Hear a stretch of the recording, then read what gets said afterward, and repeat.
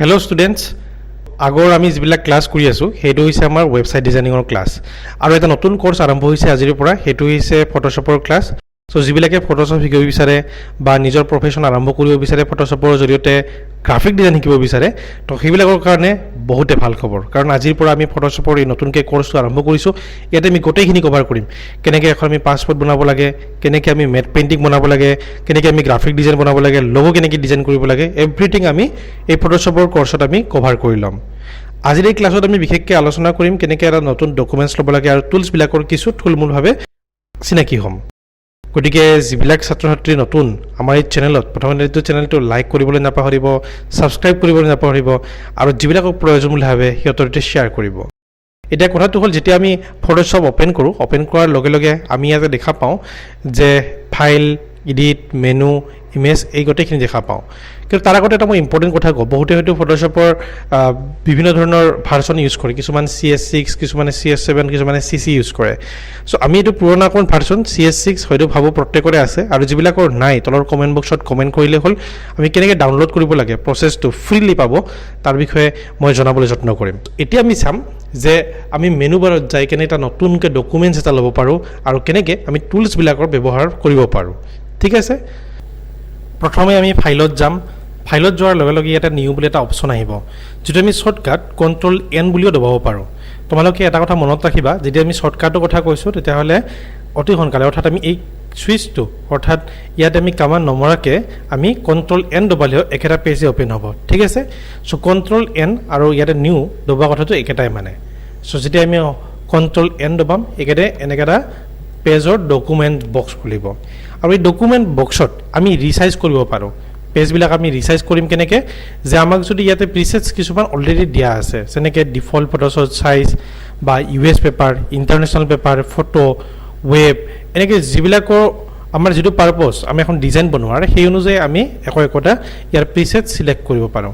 ধৰি লোৱা হ'ল মই এতিয়া ইণ্টাৰনেশ্যনেল পেপাৰৰ চিলেক্ট কৰিছোঁ। চিলেক্ট কৰাৰ লগে লগে ইয়াতে কি আহিলে, চাইজৰ ক্ষেত্ৰত A4 আহিলে। ইয়াতে বিভিন্ন ধৰণৰ পেজৰ চাইজ আছে।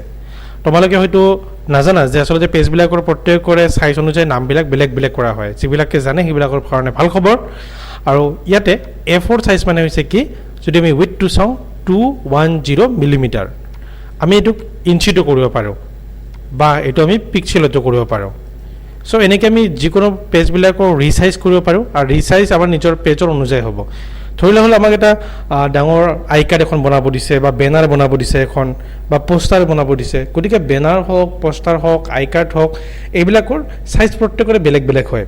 যদি আমি 8 ফুট ডাঙৰ এখন বেনাৰ বা পোষ্টাৰ বনাবলগীয়া হয়, তেতিয়াহ'লে কি তাৰ পোষ্টাৰতকৈ তাৰ ৰিজলিউশ্যন বেলেগ হ'ব, তাৰ চাইজ বেলেগ হ'ব।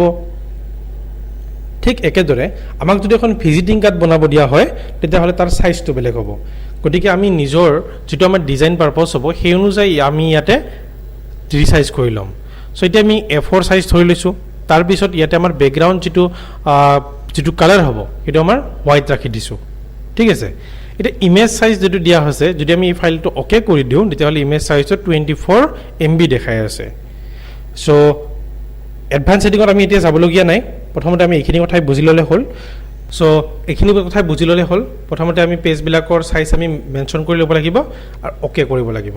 অ'কে কৰাৰ পিছত এনেকৈ আমাক এটা ব্লেংক হোৱাইট কালাৰৰ ডকুমেণ্টছ দেখাব। চ' ডকুমেণ্টছ ৰেডি। এতিয়া ডকুমেণ্টছ ৰেডি হোৱাৰ লগে লগে তোমালোকে ইয়াতে দেখিবলৈ পাবা যে ইয়াতে এটা বেকগ্ৰাউণ্ড বুলি আৰু লক অপশ্যনটোৰ লগত দি এটা নতুনকৈ লেয়াৰ ক্ৰিয়েট হৈছে। কিন্তু এই লেয়াৰটো আচলতে লকড হৈ আছে। গতিকে আমি এটা নতুন এটা লেয়াৰ কেনেকৈ ক্ৰিয়েট কৰিম তাৰ বিষয়ে চাই লওঁ। লেয়াৰটো বহুতেই ইম্পৰ্টেণ্ট হয়। লেয়াৰ কিয় ইম্পৰ্টেণ্ট হয় আহিবলগীয়া আমি ক্লাছবিলাকত আলোচনা কৰিম লেয়াৰৰ বিষয়ে। এতিয়া আমি চাম ইয়াতে কিমান টুলছ আছে, টুলছবিলাকৰ বিষয়ে আমি চাওঁ। ইয়াতে যদি চাওঁ আমি ইয়াতেবিলাক মাৰ্কি টুল। চ' মাৰ্কি টুলৰ 4 ভাগ কৰা হৈছে। তো 4 ভাগ মাৰ্কি টুলে আচলতে কি কাম কৰে, প্ৰত্যেকৰে আচলতে এটাই কাম, প্ৰত্যেকৰে চিলেকশ্যনৰ কাম থাকে। ফটোশ্বপ অল এবাউট চিলেকশ্যন, অৰ্থাৎ ফটোশ্বপে বহুত চিলেকশ্যনৰ ওপৰত গুৰুত্ব দিয়ে। গোটেইখিনি কাম আমি চিলেকশ্যনৰ ওপৰতে কাম কৰোঁ। ইয়াতে মেক্সিমাম টুলছ আমি সাধাৰণতে চিলেকশ্যনৰ টুলছে ব্যৱহাৰ কৰোঁ। এইটো হৈছে মাৰ্কি টুল। এইটো এটা বেলেগ ধৰণে চিলেক্ট কৰিব পাৰে। একেধৰণে আমি যদি চাওঁ ইয়াতে লেচৰ টুল, মানে বেলেগ ধৰণে চিলেক্ট কৰিব পাৰে, যাৰ শ্বৰ্টকাট হৈছে L। আৰু তাৰপিছত যদি চাওঁ মেজিক টুল, অৰ্থাৎ মেজিক টুলৰো একেটাই কাম, সেইটো হৈছে চিলেকশ্যন। অৰ্থাৎ প্ৰত্যেকটো টুলছৰে মেক্সিমাম কাম কিন্তু ইয়াতে কি হয়, চিলেকশ্যনে হয়।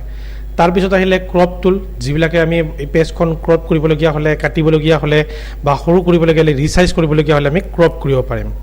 তাৰ পিছৰ যিটো নেক্সট হ'ব সেইটো হৈছে, তাৰ পিছত যিটো হ'ব সেইটো হৈছে আই ড্ৰপ। এইটো হৈছে স্পট হিলিং টুল, য'ত 5 প্ৰকাৰৰ স্পট হিলিং টুল আছে। তাৰ পিছতে মষ্ট ইম্পৰ্টেণ্ট সেইটো হৈছে ব্ৰাছ টুল আছে। তাৰপিছত ষ্টেম টুল। চ' এই গোটেইবিলাক টুলছৰে আমি ইউজবিলাক শিকিম। চ' এতিয়া আমি এটা কথা গম পালোঁ যে পেজ কেনেকৈ ক্ৰিয়েট কৰে। আমি বিশেষকৈ চাওঁ লেয়াৰ এটা কেনেকৈ ক্ৰিয়েট কৰে। ইয়াৰ ইম্পৰ্টেঞ্চটো আমি লাহে লাহে বুজি পাম যেতিয়া আমি নতুন নতুন শ্বেপ ক্ৰিয়েট কৰিম। শ্বেপবিলাকত আমি গম পাম যে আচলতে লেয়াৰৰ ইম্পৰ্টেঞ্চটো কি তাৰ বিষয়ে আলোচনা কৰিম। কিন্তু এতিয়া কেনেকৈ আমি নতুন এটা লেয়াৰ গঠন কৰিব পাৰোঁ। চ' লেয়াৰটোৰ কাৰণে ইয়াতে তলত অপশ্যনছ কিছুমান আহিব, ঠিক আছে। ইয়াতে লেয়াৰ্ছ বুলি অপশ্যনটো যদি কিছুমানৰ অহা নাই তেতিয়াহ'লে F7 কীবৰ্ডত যদি আমি চাওঁ F7 চুইচটো দবালে লেয়াৰ্ছৰ অপশ্যনটো আহিব। নাইবা ইয়াতে যদি আমি উইণ্ড'জত যাওঁ ইয়াতে দেখা পাম যে লেয়াৰ্ছ বুলি ইয়াতে F7 দিয়া আছে, ঠিক আছে। চ' F7 মানে হৈছে লেয়াৰ্ছ। চ' এতিয়া নতুনকৈ লেয়াৰ্ছ এটা ল'বৰ কাৰণে আমি কেনেকৈ কাম কৰিম, তলত জাষ্ট এইটো ক্লিক কৰিলে হ'ল। ক্লিক কৰিলে নতুন এটা লেয়াৰ ক্ৰিয়েট হৈ যাব। নাইবা আমি কি কৰিব পাৰোঁ, Ctrl+Shift+N যদি দিওঁ তেতিয়া এটা নতুন লেয়াৰ হৈ যাব, ঠিক হ'ল। চ' 1 নম্বৰ লেয়াৰ আৰু 2 নম্বৰ লেয়াৰ, এই দুটা নতুন লেয়াৰ আমি বনাব পাৰিলোঁ।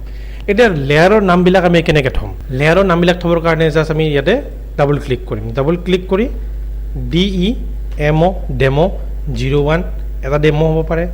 নাইবা তাৰপিছত 2 নম্বৰটো যদি double click DEMO02 2 number layer হৈ গ'ল। চ' এনেকৈ আমি লেয়াৰবিলাকৰ নেমবিলাক ৰিনেম কৰিব পাৰোঁ। চ' আমি বুজি পালোঁ আজি ডকুমেণ্টছ কেনেকৈ ক্ৰিয়েট কৰে, লেয়াৰ কেনেকৈ ক্ৰিয়েট কৰে। লেয়াৰৰ ইম্পৰ্টেঞ্চটো আমি নেক্সট ক্লাছত বুজিম আৰু টুলছবিলাকৰ বিষয়ে আমি নেক্সট ক্লাছত চাম। আজিৰ ক্লাছটো বহুত দীঘলীয়া হৈ গৈছে, গতিকে আহিবলগীয়া ক্লাছটোত আমি আৰু অকণমান ডিটেইল আলোচনা কৰিম। তো যিবিলাকে আজিৰ ক্লাছটো ভাল পাইছে প্ৰথমতেতো চেনেলটো লাইক কৰিবলৈ নাপাহৰিব, ছাবস্ক্ৰাইব কৰিবলৈ নাপাহৰিব আৰু যিবিলাকক প্ৰয়োজন বুলি ভাবে সিহঁতৰ সৈতে শ্বেয়াৰ জৰুৰ কৰিব। আজিলৈ ইমানে, ধন্যবাদ।